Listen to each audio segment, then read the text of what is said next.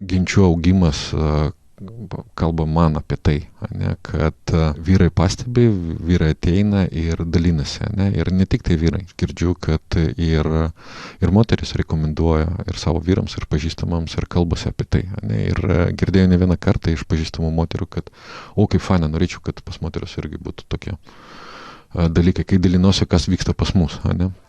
Ir ten irgi vyksta, stebuklai. Kiekvienas specialistas yra tam tikros teorinės pakreipos atstovas ir ne vienas nesame pilnai apsaugotas nuo atstovaujamos pakreipos šališkumo.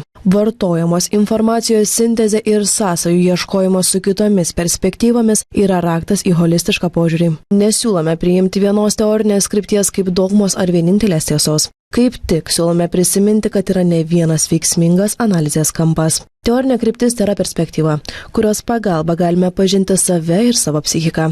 Praktiko atlikimas ar teorinės informacijos pritaikymas savo yra kiekvieno asmeninė atsakomybė. Išgyvenant psichikos negalavimus rekomenduojame kuo greičiau kreiptis į šios srities profesionalus. Nerekomenduojame to atidėti tik todėl, kad kažką išgirdote šioje tinklalaidėje. Labas, su tavim sveikinasi organizacija Jau dabar. Aš vardu Dominyka, o šiandien studijoje turime verslininką, genčių fasilitatorių bei psichologijos studentą Andrejų Gušę. Labas. Labas. Šiandien su Andrejai kalbėsim apie vyrų psichikos sveikatą, tai džiaugiuosi, kad tave pasikviečiau. Visų pirma, tu vyras. Dėkui. Ir visų antra, kai prašiau draugo pasiūlyti išmintingą žmogų iš genčių, tai pasiūlė tave. Tai dar antras dalykas, dėl ko džiaugiuosi, kad būtent tu esi čia. Ir pradžiai norėčiau galbūt paklausti tavęs būtent apie tavo kelią, tavo kaip vyro kelią į save, nes kiek žinau, esu klausius podcastą su tavim ir, kaip supratau, tu turėjai nemažai įvairių patirčių tiek su psichikos sveikatos temomis ir panašiai, tai galbūt galėtum pasidalinti. Jo, mielai. Žinai, visą pirma, padėkui už pakvietimą ir už tą įžanga, tai yra ir atsakomybė. Iš kitos pusės jaučiu, kad iš patirties bendravimo su vyrais ir genčių projekte yra aplamai, kad tas pasidalinimas yra svarbus. Tai mano kelias į save, aš turbūt, man kem 7.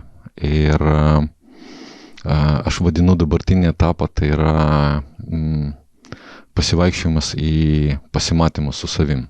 Aš išeinu rytais ir sutinku save.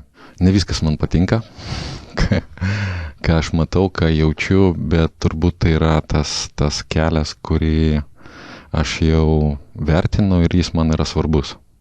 Mano gyvenime buvo įvairių etapų ir buvo turbūt pagrindinis mano pastebėjimas, kad kai yra sunku, tai aš akmenėjau.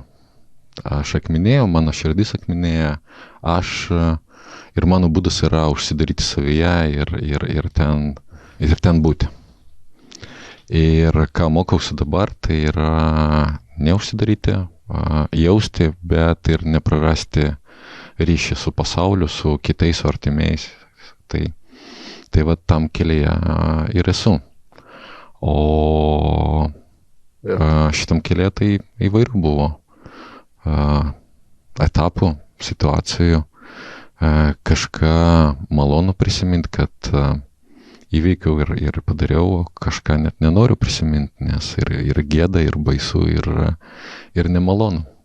Bet tai yra mano gyvenimas, jis kažkodėl toks.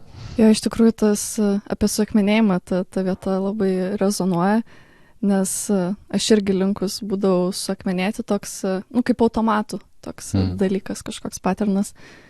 Ir tas suakmenėjimas atrodo iš tikrųjų gana populiarus, ypač tarp vyrų. Nesakau turbūt tikrai ir tarp moterų, bet tas toks mechanizmas gynybos atrodo, kad vos neauginami vaikai jau su tuo tokiu, kad susijimk arba iškesk. Ir tas suakmenėjimas realiai iš pradžių tai atrodo kaip žiauriai geras būdas, nes tikrai pradžiai atrodo, aš čia nenugalimas esu, nes aš suakmenėjęs ir panašiai, bet po to galiausiai kažkaip apsiverčia į kitą pusę. Bent jau man kaip buvo, nežinau kaip tau su to suakmenėjimu, kaip tu atpažinai ir supratai ir pakeitei. Žinai, iki galo turbūt iki šiol nesuprantu, bet ką pajutau.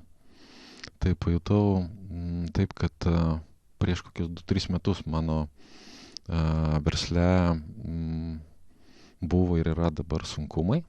Ir buvo birželio 1 diena, vaiko diena, ir mano žmona pasakė, kad einam kartu su vaikais į kiną, tu turbūt neisi, nes daug rūpesčių ir taip. Sakau, ne. Ir nuėjau ir ten buvo italų filmas apie vaikus ir apie šeimą ir buvo pokalbis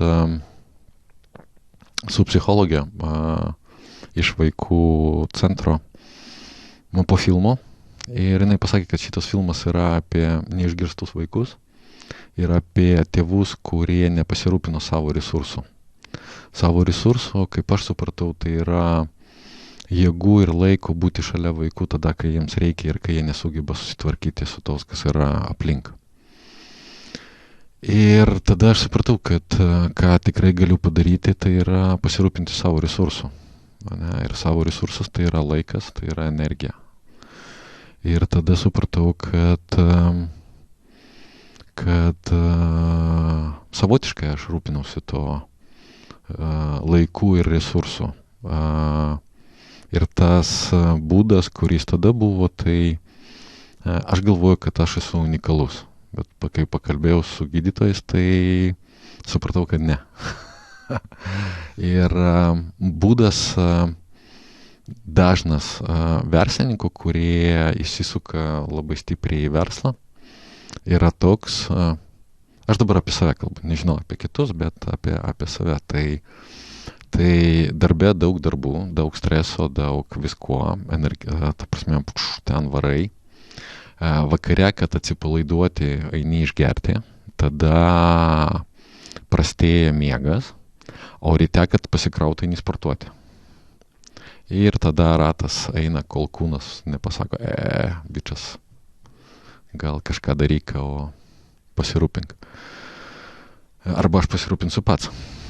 Tai buvo viena iš stovyklų vyrų, aš nešiau akmenį, kurį turėjau išmesti. Ir supratau, kad tas akmuo yra mano širdis ir norėjau išmesti į upę ir išmečiau, nes jis ten susitvarkys su ta srovė. Ir supratau, kad aš save įdėjau į kažkokią srovę, kad vienintelis būdas ten išgyventi tai buvo suakmenėta. Ir kai suvokiau, kad aš pats galiu pasirinkti dabar, kokią srovę aš noriu ir kokią eiti. Ir aš neramus gyvenime, tai man tokia be srovės neįdomu, bet ir per daug srovės pasirodo, kad irgi negerai. Tai va tas mano atsakomybė pasirūpinti tą srovę, kurį aš galiu išnešti ir nesuakmenėti. Tai va čia turbūt tas wow, o ką, taip galima pasirinkti, galima kažkaip reguliuoti. Pasirodo, kad taip. O turi kažkokių įrankių ar praktikų, kurias naudoji būtent, kad, tarkim, iš to suakmenėjimo save išvesti, ar tiesiog tau labiau buvo kaip kažkokių suvokimų seka ir taip po truputėlį? Man atrodo, kad tai yra visuma kažkokių dalykų, tai kadangi neramus, tai man reikia judėjimo. Tai vat aš vaikščiu, aš sportuoju, tai vat šita dalis mano gyvenime turi būti. Ir pastebėjau, kad nemoku aš įeiti į suaugusių žmonių santykį ir palaikyti. Tai vat, ką pradėjau daryti, tai kalbėti. Kalbėti ir išgirsti kitą. Sekantis etapas turbūt bus pajausti. Einu prie to. Ne, dalinimasis, bent jau man asmeniškai, tai vienas iš pagrindinių įrankių buvo. Žinai, man buvo staigmena, vat šią vasarą irgi stovykloj pas Igną. Ir jis man atkreipė dėmesį, kad kai kalbu apie savo jausmus ir ypač kai jautriai kažką išgyvenu, tai aš užsidarau, netgi norisi, žinai, akis užmerkti. Ir jis pasakė, kad, būk savo jausmuose, bet palaikyk ryšį. Ir, kažkaip labai sunku, žinai, ten sėdi 10 vyrų, žinai, žiūri į tave, aš visas toks jautrus, žinai, ten ašaros kažką ir taip palaikyti ir, o kas bus paskui, aha. Ir žinai, ir kai po to išgirdau palaikymą ir kad vyrai pasakė, kad pasidalino, kad, stipru buvo ir kad faina būtų būti šalia tavęs tokio. Tai pagalvojau, aha, ir taip galima. Tuo prasme, toks, žinai. Ir nežinau, kur aš galiu dar gauti tokią patirtį. Tai jau pradėjom šiek tiek apie gentis. Šiaip dar atliepsiu, skamba labai pažįstamai ta tavo patirtis, žinai, kai dalinaisi, nes visada yra tas toksai jausmas turbūt iš gėdos, žinai, kad net jeigu ir daliniesi su žmogum atvirai, tai bent jau tikrai nuleidi bent jau akis tais momentais, kai jau atrodo nebegali net palaikyti akių kontakto. Ir man tai pradžiai iš viso aš negalėjau net dalintis, ką kalbėti apie kažkokį akių kontaktą, žinai. Bet kuo toliau, tuo lengviau, ir aišku, terapija čia turbūt daugiausiai padeda, nes vis tiek anksčiau ar vėliau tu pradėsi dalintis, žiūrėdamas į akis su terapeutu, nesvarbu, kiek laiko reikės.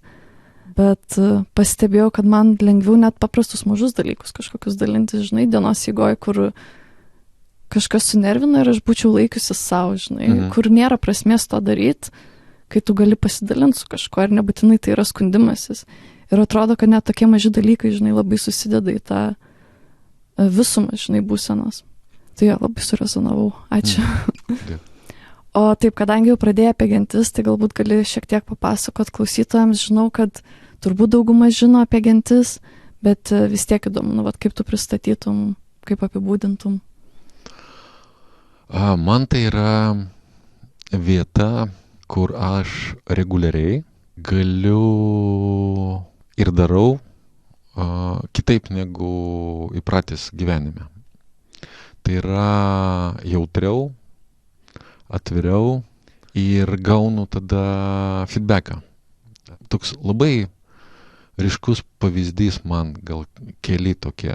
Tai šiemet mano dukra baigė mokyklą ir vasario mėnesį turėjo šventę 100 dienų prieš egzaminą ir jinai Lenkų mokykloje Vilniuje ir yra tradicija šokti polonezą. Ir minėjo man ir paskui prieš ten keletą dienų pasakė, kad tėvelė, ta diena. O aš neužfiksavau, aš jau buvau susitaręs, gentyse buvo festivalis, festas ir aš susitariau, kad aš ten vesiu grupę, man tai buvo labai svarbu. Ir aš toks pasimetęs ir žinai, ir pirmas klausimas buvo dukrai, ar tikrai nori, kad aš ten būčiau? Jinai kaip gera dukra sako, gal nežinau, gal ir ne, ir taip toliau. Ir aš visas toks pasimetime, ateinu, antradieniais mes susitinkam į savo gentį ir sakau, va taip, ir paklausiu dukrą, kaip jinai, ar norės ir ne. Ir man bičiai pasakė, paklausyk, kodėl tu savo klausimą perkeli ant dukros pečių? Tik tavo pasirinkimas. Tu turi nuspręsti, kas yra tau svarbu. Toks kaip sanity checkas, ta grupė, ne? Ta prasme, jie ne vieni vat. Ir pasirinkimas buvo, aš buvau su dukra. Jų dėka. Ir jų klausimų dėka irgi. Sprendimas buvo mano, bet kartais gyvenime reikia to platesnio kampo ir aštresnio, atviresnio kampo, kad pamatyti biškį plačiau, nes siaurėja matymas. Ir jūs susitinkat kas savaitę? Jo, mes susitinkam kas savaitę. Tai yra grupė nuo 6 iki 10 vyrų. Vyrai praeina 8 savaičių įvadinį kursą, kur veda vienas iš genteinių, kuris praėjęs fasilitatorių apmokymus. Ir labai struktūruoti susitikimai ir tuo pačiu tai yra erdvė sukurti savo savo gentį, savo erdvę saugę, kur kiekvienas priima atsakomybę, ką jis deda į tą erdvę ir ką jis nori pasiimti. Ir per 8 susitikimus būtent yra, mano galva, padrasinimas kalbėti atvirai, kalbėti apie tai, kas skauda, kur jautėja aklavietę. Tai yra tie įgūdžiai, kurie paskui praverčia labai stipriai ir gyvenime, ir praplatėja tas matymas ir meniu įrankių, ką gali daryti ir kaip reaguoti. Tai vat čia turbūt vienas iš tokių pagrindinių dalykų, o aplink eina labai daug visko, nes jau yra virš 2000 vyrų. Tai ir visi praeina tą kursą ir bendrauja. Ir kai vasara yra ginčių festas, tai šiemet buvo virš 400 vyrų vienoje vietoje. Ir kalbėjom apie save ir su vaikais. Mano sūnus jau trečią kartą buvo. Ir ten irgi vyksta stebuklai. Per atidarymą pirmą kartą, kai buvau, ir ten susipažinau su ginčių judėjimu per festą. Pas mane bankrotas, reikia iš 300 vyrų išrinkti vieną ir pasidalinti, kaip paskui paaiškėjo sunku momentų, pasidalinau bankroto ir jis sako, aš bankrotę jau nuo 2008. Sako, finansus jau tvarkau, bet nekartok mano kitos problemos. Sakau, kokios? Alkoholio. 300 vyrų. Išrinkau vieną. Ir kalbam apie tai. Man tai yra apie tai. Kad atsakymai yra, jie yra šalia. Jo, ačiū, kad pasidalinai ir dabar dalinais ir galvoju, kokį poreikį tavo atliepia būtent tie ginčių susitikimai ar poreikius, nes vis tiek buvo kažkokia skylė, kaip suprantu, ir tada užpildė jie kažkiek tą skylę. Žinai, tie procesai. Aš galvoju, kad man tai nėra skylės užpildymas, tai yra, žinai, kaip su instrumentu yra, ne? Kad instrumentas yra, jis groja, bet yra meistras, kuris tau padeda jį, žinai, padaryti taip, kad jis skambėtų, ne, ten profilaktika, dar kažką, žinai. Tai, pavyzdys, ne, mano gyvenimas tai buvo stalas su viena koja, ne, tvirtai stovėjo, viskas yra gerai, ne, bet pasirodė, kad savivertė stipriai susijęs su bizniu ir pasiekimais ten. O kai šito netapo, tai tada reikia ieškoti kažkur kitur atramų, ne? Pasirodo, kad ir šeima yra, ir kad kažkokie hobiai yra, ir bendravimas, ir dar kažkokie dalykai. Tai tada praplatėja tas atramų taškų ir sąlyčio su gyvenimu. Kažkaip tokie, taip. Kaip gelbėjimosi ratai. Aš nežinau, ar tai atrama, ar tai gelbėjimosi ratas. Vienam taip, kitam kitaip, turbūt įvairiai būna. Jo, dabar pagalvoju, kad turbūt pasako ir apie mane daug, kad aš gelbėjimosi ratais tokius dalykus vadinu, atramom. Žinai, įvairiai. Jo. Turbūt yra svarbių priežasčių, kodėl būtent taip. Jo.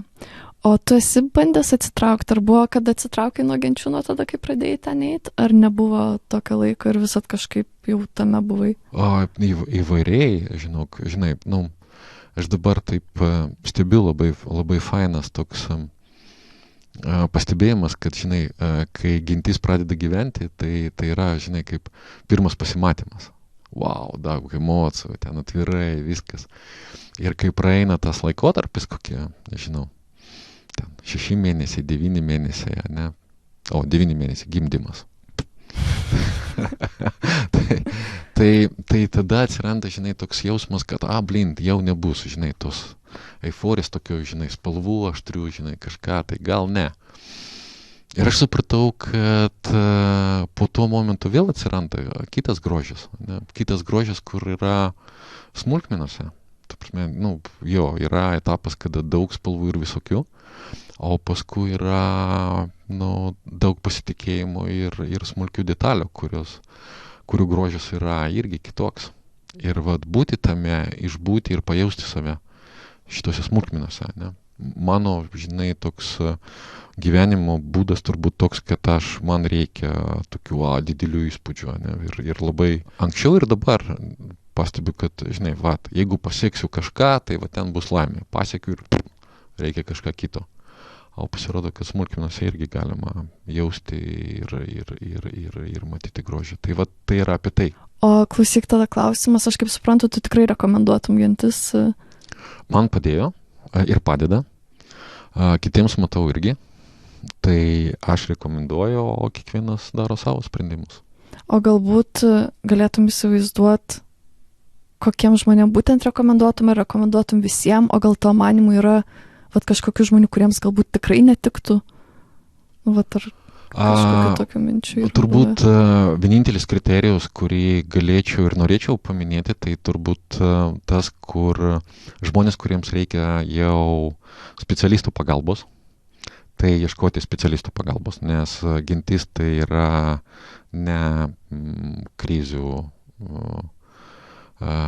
centras su specialistais. Tai vat galima daryti tai paraleliai ir vaikščioti į terapiją arba kažkur tai ir į gentis, kad turėti tos kasdieninės atramos. Tai turbūt apie tai norėčiau pabrėžti, o šiaip tai visiems. Mhm. O vyksta šiaip kažkas pasižiūrė, atrenka žmonės? Taip, yra atrankos procesas, jis yra atidirbtas ir pastoviai tobulinamas. Tai kas dar man labai žavi iš genčių organizatorių pusės, tai kad pastovus yra surinkimas atgalinio ryšio, analizavimas ir tobulinimas proceso. Tai čia yra labai faina. Mhm. Ir nežinau, gal ir keistas klausimas ir gal neturėsi atsakymą, bet aš visada, kai žiūriu kažkokį dalyką, man kyla tada klausimas, koks šešėlis yra to dalyko. Kas galbūt visur yra kažkas netaip gerai arba stebuklinga. Tai galbūt ir gentis turi kažkokį šešėlį.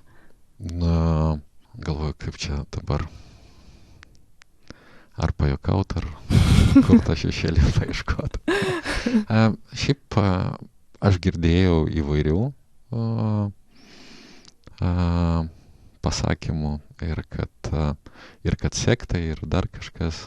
Turbūt man žavesys genčių yra toks, kad ten nėra vieno lyderio. Tai nėra sekėjų, nėra ką sekti, tu seki save ir visa struktūra yra ir susitikimų, kad vyrai priima atsakomybę už vedimą, susitikimo keičiasi. Ir lygiavertiškumas viena iš svarbių vertybių. Tai turbūt, ką aš mokausi daryti ir per fasilitavimą, ir per bendravimą, tai būti lygiam. Tai ir priimti atsakomybę tada, kai reikia. Ir sugrįžti vėl į bendravimą vienam lygyje. Tai turbūt čia yra vienas iš tokių fainų dalykų, kurį tikrai stiprinu, ne? Tai tas persijungimas. Tai čia dar išmokti reikia šitą. Jau. O kaip būna, kai nemoka niekas? Faina. Kitaip. Tai yra ta vieta, kada ateini, kažkas moka vieną, kažkas kitą ir tada aš stebiu, žiūriu ir kažką priimu, kažką pabandau. Tai tai yra apie tai. O dabar, kadangi taip rekomendavom gentis, tai galbūt tuomet gali šiek tiek papasakot, koks tavo požiūris, kaip manai, kokia situacija pas mus Lietuvoje su vyrų psichikos sveikata. Pasaulio gal neapriepsim, bet situacija turbūt gana panaši, Lietuvoje šiek tiek blogesnė turbūt. Man atrodo, kad galima kalbėti, apie sunkumus, bet aš norėčiau turbūt kalbėti apie tai, kokias galimybės mes turim. Ne? Tai iš esmės galimybių yra labai daug, mano galva. Ne? Tai genčių augimas kalba man apie tai, ne? Kad vyrai pastebi, vyrai ateina ir dalinasi, ne? Ir ne tik tai vyrai.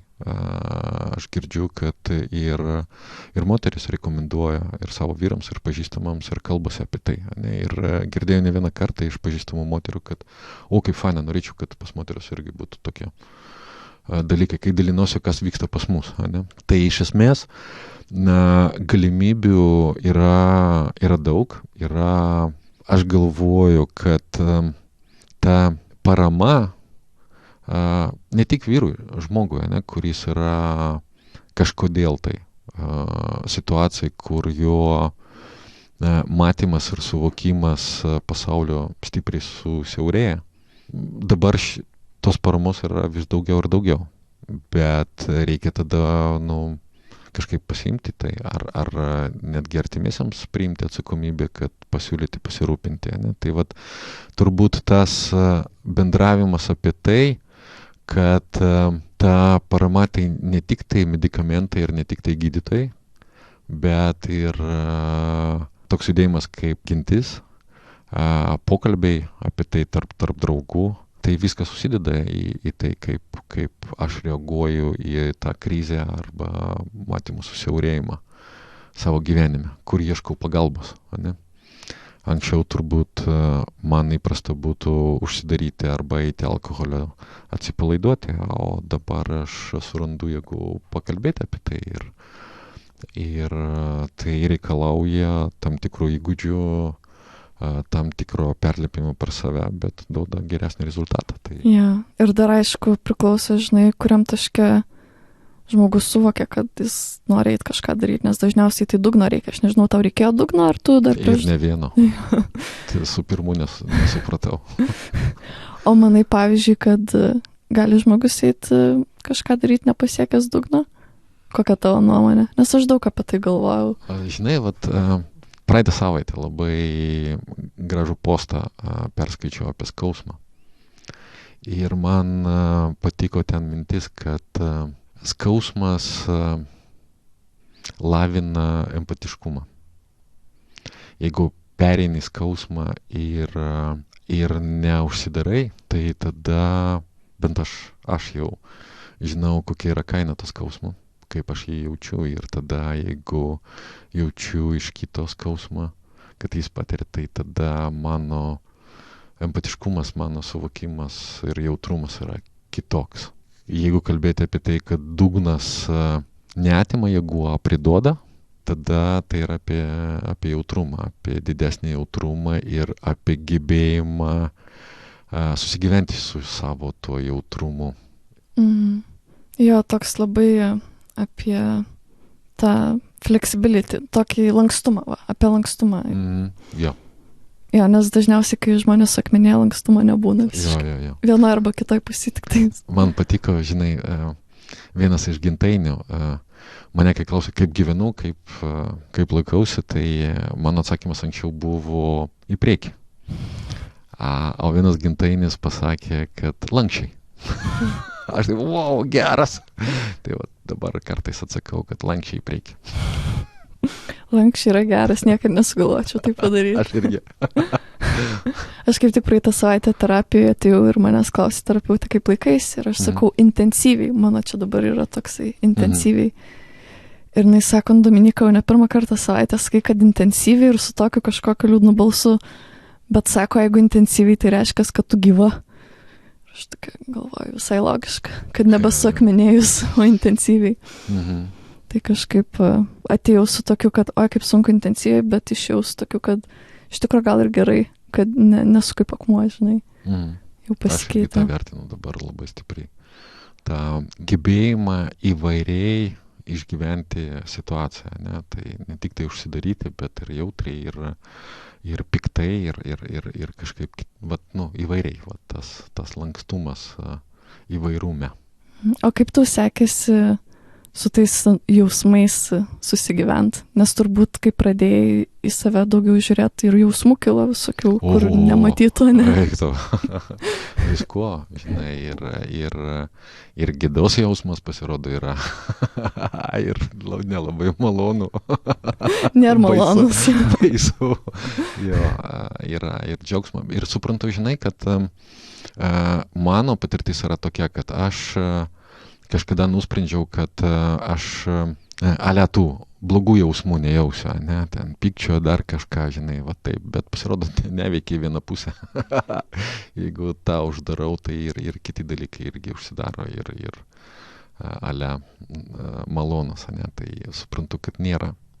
Ir man patinka, žinai, yra pas mus Lietuvoje labai geras psichoterapeutas, psichiatras Alekseičikas, kuris jam jau virš 80 ir jis dar dirba. Aš girdėjau istorijas, kad įdomesnis jisai toks.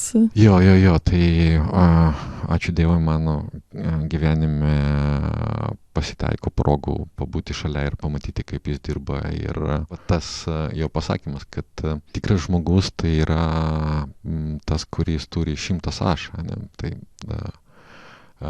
Tai ir susigyventi su tuo 100 aš. Ir pamatyti juos, ir kad jie yra, ir kad jie visi mano, ir kad kažkada kažkokia situacija vienas arba kitas išlenda. Tai tada irgi ir susitarti, ir sugrįžti. Ir tai yra sveikata. Ja. Ir reikia dar talpinti juos visus kažkur. Jie yra, tiesiog kartais aš nepastebiu.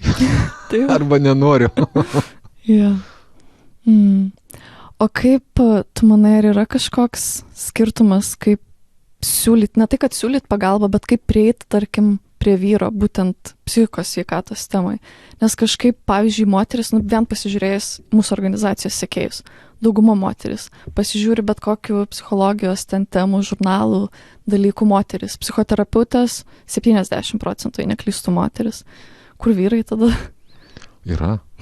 Ką jie veikia? Kažką kitą turbūt. Nežinau, mano patirtis yra tokia, kad aš tikrai skiriuosi nuo savo žmonos. Ir kaip reaguoju, ir kaip mąstau.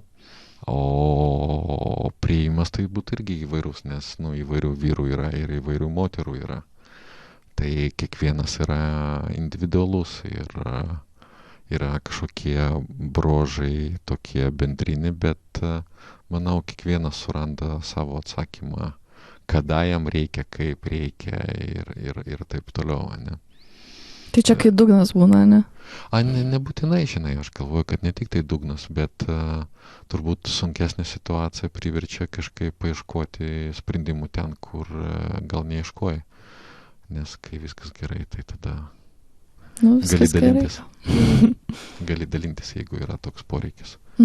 O bent jau man tai reikėjo tų situacijų, kada aš buvau priverstas pagalvoti apie tai, kad kaip dariau, tai jau nenoriu, nes skauda. O tu turbūt daug galvoji, kaip ir augai ir panašiai, ar yra kažkokių nors dalykų, kuriuos pastebėjai, kad būtent turi kažkokį, nežinau, ten paterną arba užsidarimą, grinai dėl to, kad ten augai kaip vyras arba berniukas, arba kažkoks toks dalykas. Ar manai, kad iš tikrųjų iš esmės nėra skirtumo? Aš galvoju, kad skirtumas labai didelis. Ir aš galvoju, kad tą, ką tikrai vertėtų mums suaugusiems pagalvoti, tai kaip savo patirtį, kurią mes gaunam po terapijų, po išgyvenimų ir tokių kaip judėjimų, kaip gentis, kai mes praplatinam savo galimybės, ne, kaip mes galim tai nešti į mokyklas, ne. Tai ir emocinis raštingumas ir bendradarbiavimas tėvų su mokykla, su darželiu. Man čia turbūt sritis, kur daug yra erdvės dar kažką padaryti. Tai nepriparkuoti vaiką mokykloje ir nereikalauti, kad iš jo padarytų žmogų, o kartu bendradarbiauti su tuo. Tai aš džiaugiuosi, kad mano sūnus eina kartu ir dalyvauja ginčių fiestuose ir gali pamatyti, kad yra kiti pasirinkimai. Ta prasme, visi turi klausimų gyvenime, vienokių arba kitokių įvairiais etapais savo gyvenimo, bet kaip tu ieškai atsakymų, tai yra tavo jau pasirinkimas. Ir tada vienas iš būdų tai yra būti tarp tokių, kurie irgi ieško ir dalintis patirtim. Tai čia, man atrodo, yra labai svarbu. Ir ta patirtis iš vaikystės tai be galo yra svarbi. Mhm. O tau šiaip pačiam pasikeitė ryšys su sūnum, kai pradėjai su savim dirbti. Jo. O su tėvu? Stipriai. Su tėvu aš iki šiol dirbu, jis jau amžinatelis anoj pusėje, bet darbas iki šiol vyksta ir tokių keletą dalykų mes per Ginčių festą turėjom tokią meditaciją su tėvu. Aš sėdėjau po meditacijos visas toks ašarotas, ieškojau savo sūnaus ir pamačiau, kad jis irgi su savo tėvu padirbėjo. Ir tas artina. Tai galvoju, kad jis turi savo klausimų, aš turiu savo klausimų ir kažkaip kiekvienas ieškom tų atsakymų. Tai va, ir man dar patiko idėja vieno iš įkūrėjų vyrų kalvės, kad sako, kai jo sūnaus bus 18 metų, tai jis padovanos jam terapijos kursą, kad terapeutas ištaisytų klaidas, kurias padarė. Tai aš taupiau pinigus dabar. Bent jau sumokės tėvas, tai ne taip blogai. Nes dauguma patys turi susimokėti dar. Jo, tai va, mano patirtis yra tokia, kad mano mama augino mane kaip tikrą vyrą ir ne tokį kaip tėvas. Tai tokį. Įtariu, ne tavo viena patirtis tokia. Lietuvoje toks. Galbūt ne tik tai Lietuvoje. Man atrodo, kad tai yra permainų laikotarpio kaina, kada tiesiog kažkas šeimoje turi paimti atsakomybę ir paima taip, kaip sugeba. Už išgyvenimą, už buitį, už kažkokius kitus dalykus, kurie yra svarbesni. Ir tos informacijos ir įgūdžių tuo metu turbūt irgi buvo ribotas, buvo ribotas kiekis ir kitaip įsivaizdavo viską. Tai, žinai, svarbių priežasčių buvo, kodėl taip įvyko. O šiaip žiūrint į save ir, tarkim, tengiantysi vis tiek jūs pagal amžių esat suskirstyti. Ar jūs bendraujate ir su jaunesniais, pavyzdžiui? Bendraujam, neuždrausta. Bet mane nervina, kada man jūs sako, tada blogai. Tai ar pastebėjai kokį nors, žinai, skirtumų tarp jaunesnės kartos vyrų ir galbūt savo kartos? Domina mane, kokie tie skirtumai.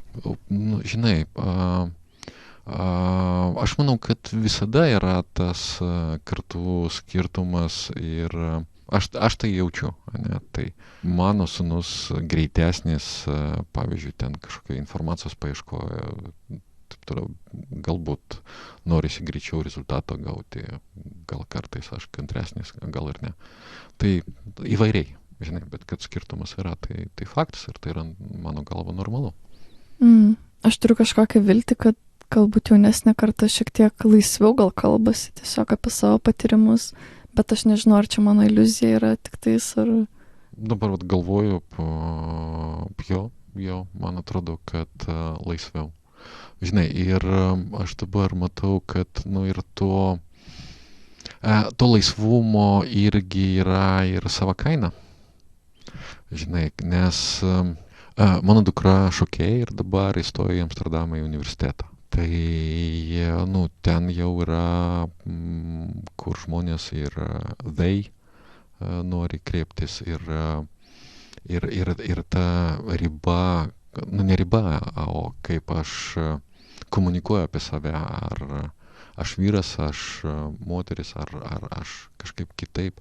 Tai čia yra iš vienos pusės laisvumo požymis, kad aš neriboju save ir neįstatau į save į kažkokias rėmus, o kokia pasekmė bus ir kaip, ir kokia kaina to laisvumo bus, tai irgi nežinia. Žinai, kaip yra žmonės, kurie laimėjo loteriją ir daug pinigų, tai ne visi susitvarkė su tuo kiekiu, nes tai yra irgi įgūdis. Jeigu jo neturi, tai tada kažkokia kaina to yra. Ar mes sugebėsim susitvarkyti su savo laisvumu, tai laikas parodys. Jo, kai kalbėjau apie tai, man kažkaip iš karto apie ribas iškyla kažkoks klausimas. Ir aš galvoju, kad ribų klausimas yra labai svarbus ir aš tai bent apie ribas irgi daug galvoju ir tyrinėjau. O, žinai, nesuprasi, kur riba, jeigu neprisiliesi prie jos arba neprarasi. Jo, iš tikrųjų. O pavyzdžiui, jeigu toliau kalbant apie vyrus, yra įvairios rolės. Galvojau aš tas rolės ir iš tikrųjų nesugalvojau labai daug, bet brolis, tėtis, sūnus, vyras. Ar kažkaip tu patiri skirtingai tas rolės? Labai. Labai. Ar yra kažkokia sunkesnė, sunkiausia? Jo, yra ir priklausomai nuo situacijos, nuo gyvenimo etapo ir nuo mano resurso, kurį aš turiu. Tai jo, čia man ir prieinu prie to, kad lankstumas tame irgi yra svarbus ir persijungimas, ane? Tai pastebiu, kad automatiškai turbūt aš reaguoju vienaip, o kai tada įsijungia mano protas arba patirtis, tai tada pastebiu, o gal nereikėjo, ne? Gal reikėjo kažkaip kitaip, ar norėčiau kitaip sureaguoti.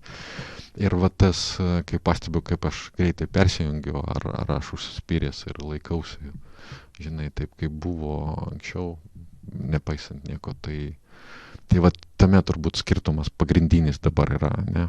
Žinai, kaip mokausi pabūti šalia žmonos ir nespręsti problemų, kai jinai pasakoja apie savo problemas, tiesiog išgirsti ir apkabinti.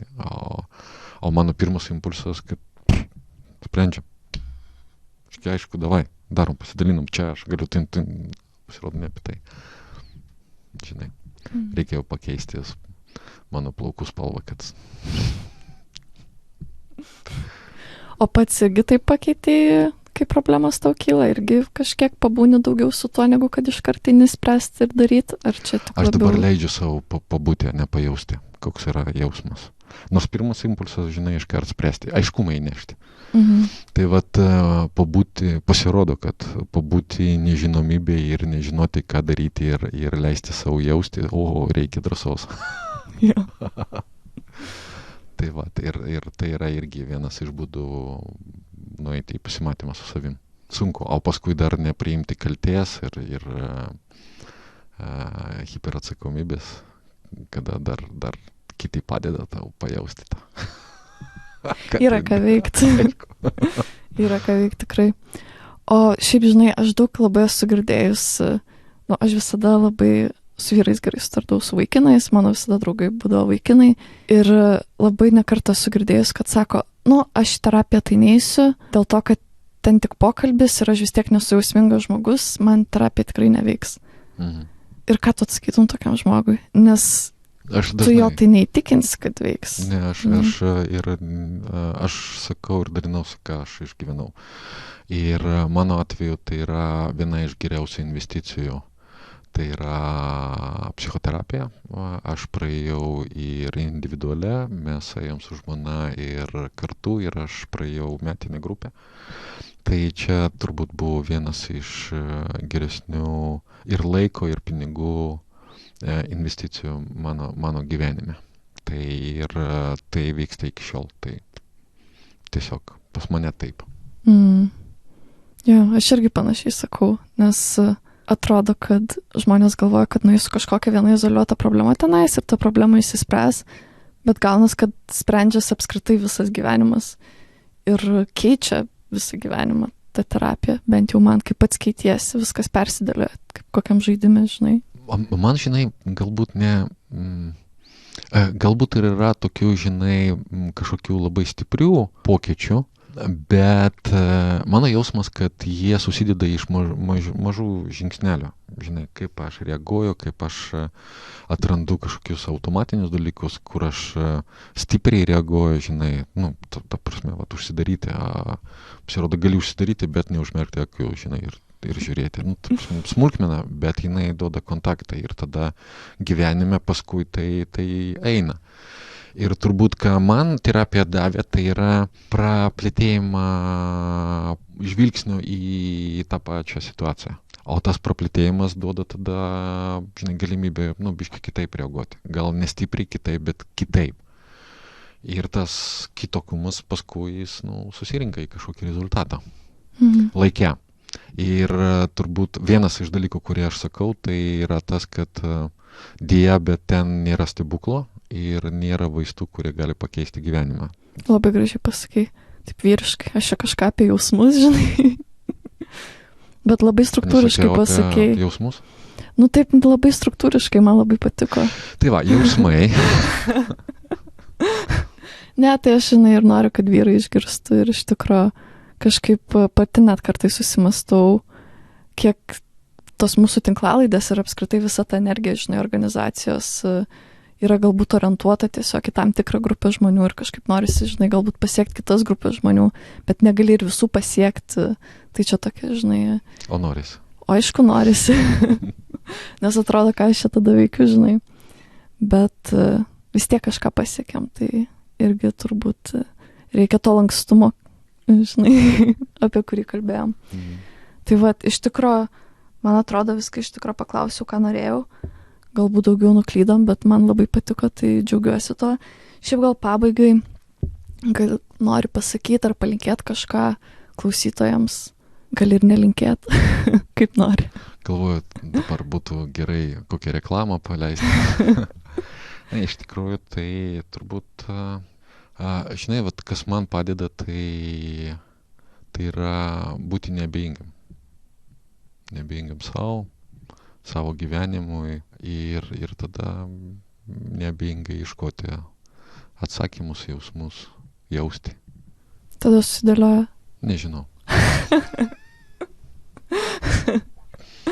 Ačiū, kad atėjai, bet dar labiau tai ačiū už nuoširdumą. Tu vienas iš tų žmonių, mes jau kai tarėmės podcastai, žinai, mes chatinam ir žinai, gal tu nežinai to jausmo, nes tu labai nuoširdus, bet būna, kai bendrauji su žmogum, žinai, ir jis toks nuoširdus ir tada tu pasijauti nenuoširdus, nes tas kitas labai nuoširdus. Tai vat kažkoks toks jausmas su tavim, tai tikrai labai, labai ačiū, kad atvykai, ačiū, kad pasidalinai. Ir klausytojams ačiū už dėmesį. Nepamirškite sekti mūsų Facebook, Instagram bei TikTok platformose. Jeigu norite mus paremti, tai padaryti galite Contribui platformoje. Dar kartą ačiū ir iki kito karto.